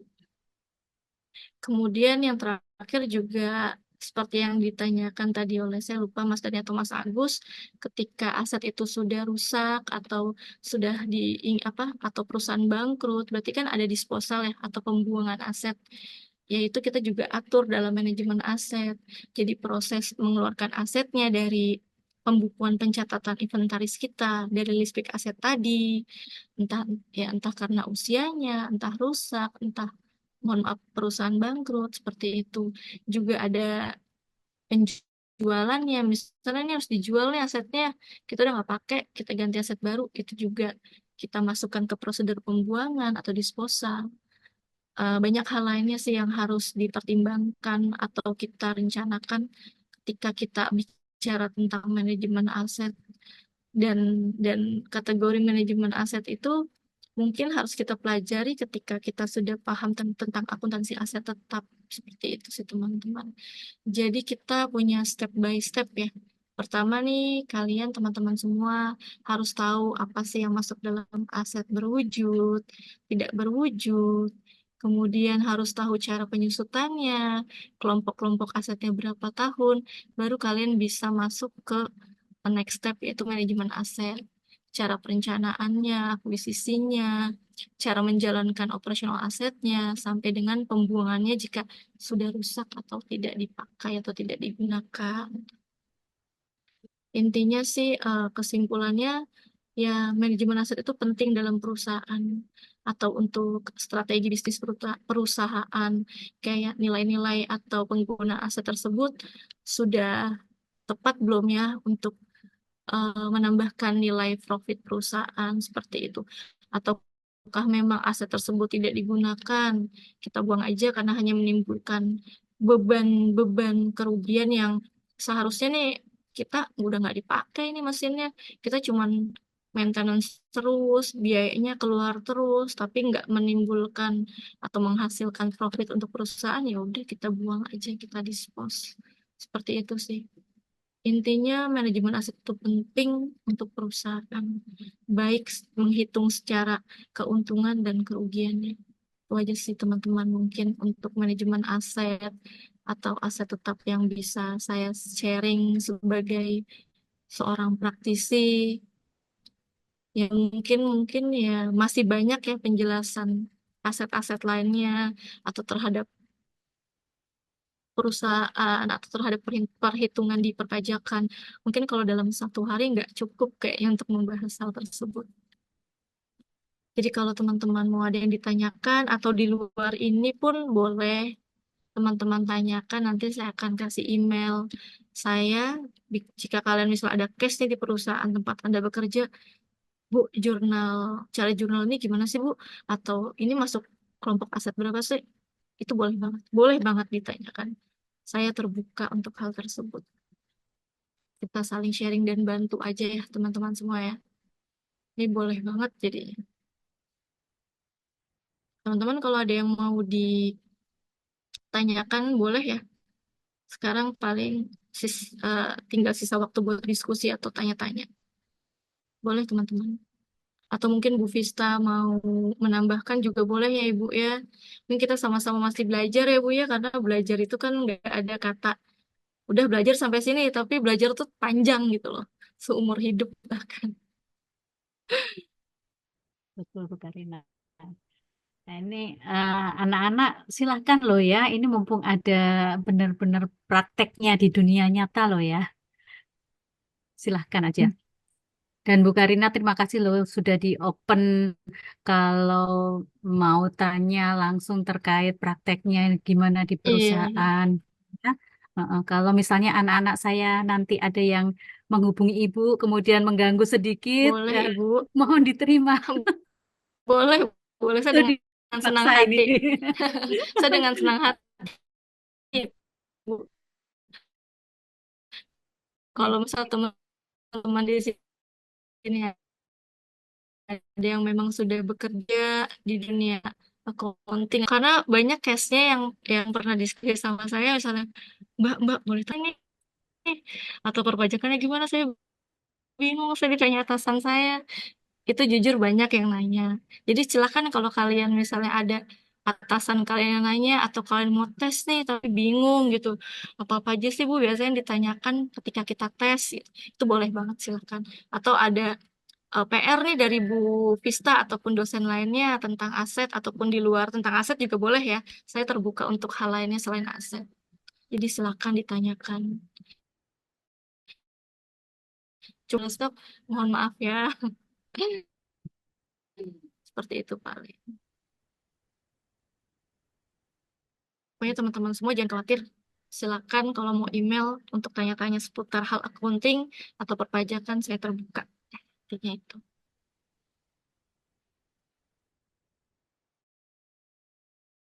Yang mau tanya,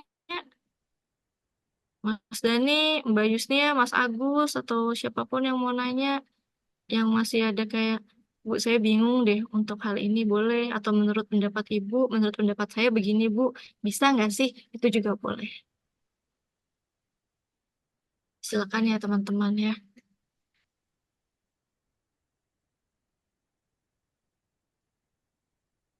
Mungkin masih malu-malu ya Bu Karin. Iya, Mm-mm. sama sama mungkin agak kaget kali ya Bu dunia, ternyata dunia praktisi ya to the point ini gitu, dan rumit dan panjang. Manufaktur ya Bu ya, perusahaan manufaktur tuh udah skala yang A sampai Z itu panjang banget Ya. prosesnya. Banyak perintilannya juga ya Ah, kalau ba- manufaktur. banyak banget Bu, banyak banget.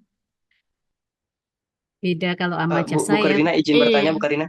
iya, iya boleh, boleh, boleh Pak, boleh Mas.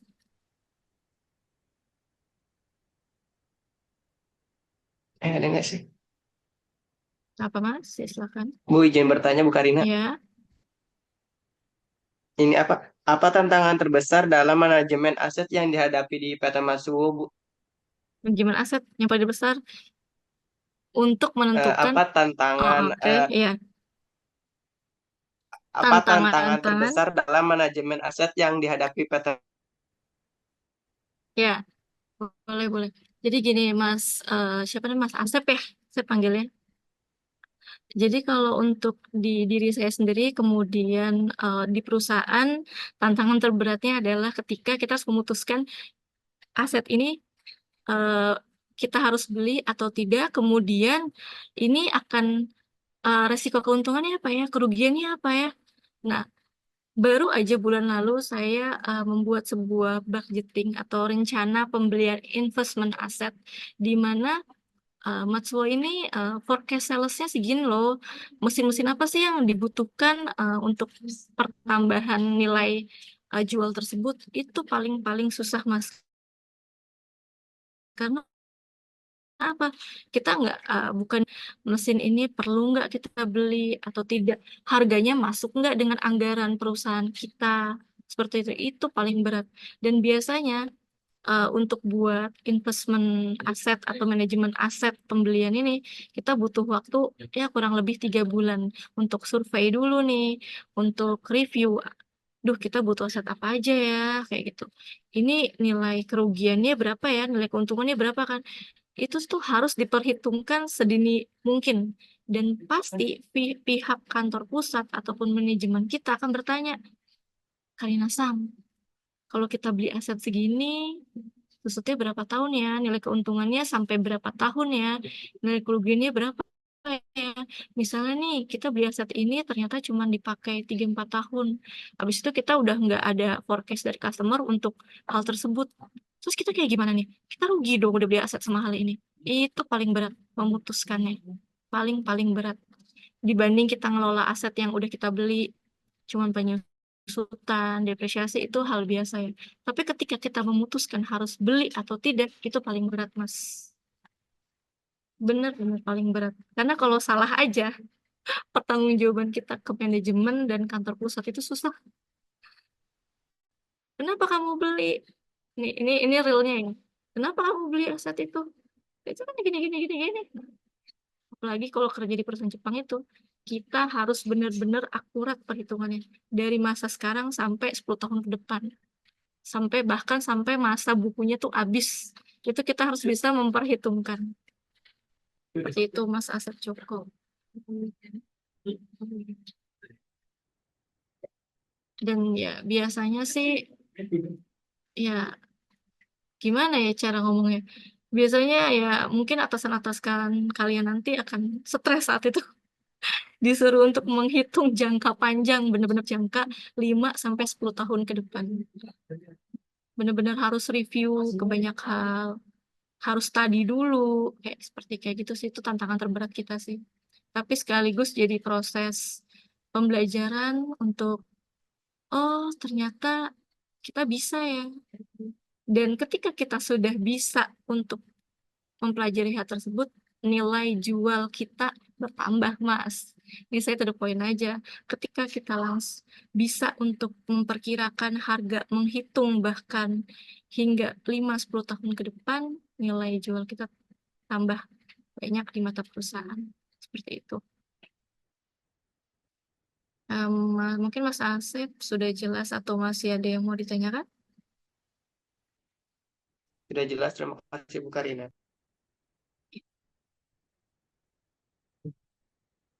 Vista, maaf ya nih kalau banyak jumping-jumpingnya. Soalnya saya juga harus menjelaskan kondisi aktual praktisi. Jadi kalau saya baca template banget, mungkin nanti teman-teman bisa semuanya baca ya PPT-nya.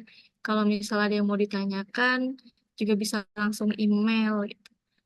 Jadi saya hanya menjelaskan atau diskusi atau sharing hal-hal yang sering terjadi case-case di perusahaan. Seperti itu sih. Biar nggak kaget teman-teman semuanya.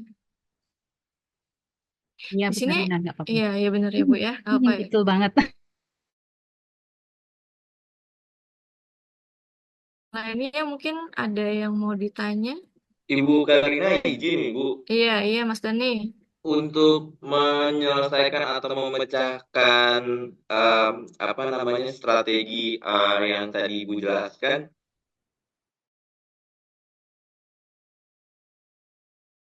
kalau beli, Bersifat sewa atau beli?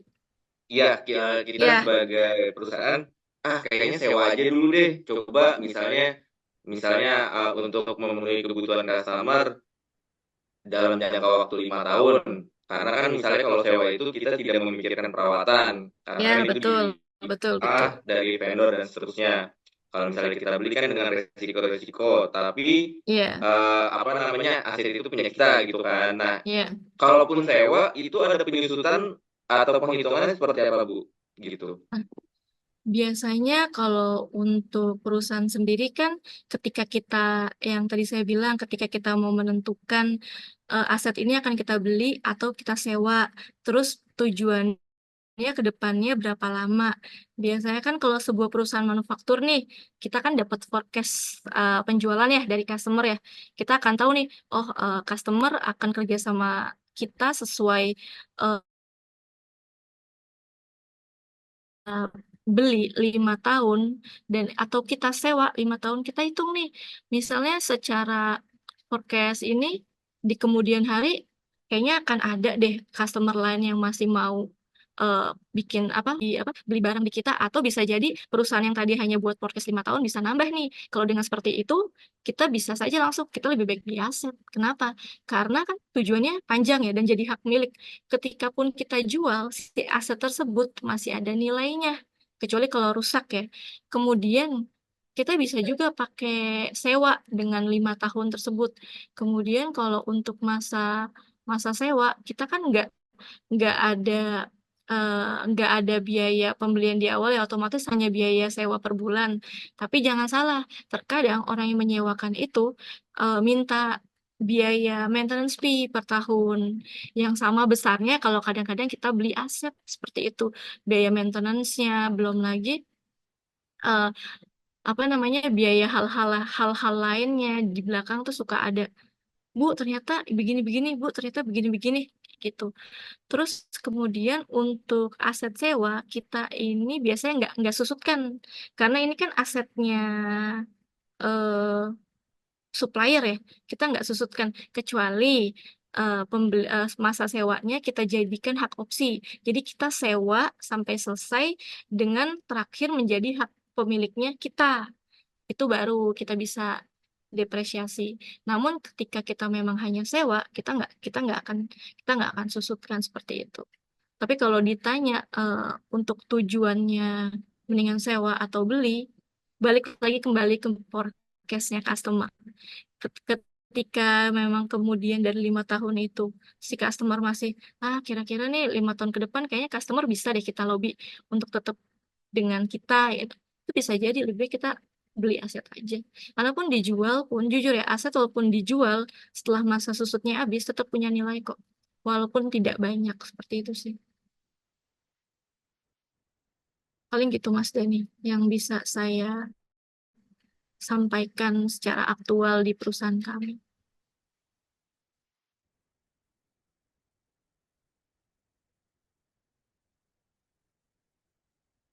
Boleh saudara-saudara lainnya kalau ada yang mau tanya tentang manajemen aset atau PSAK yang tadi 16-19 tentang aset berwujud dan tidak berwujud, boleh.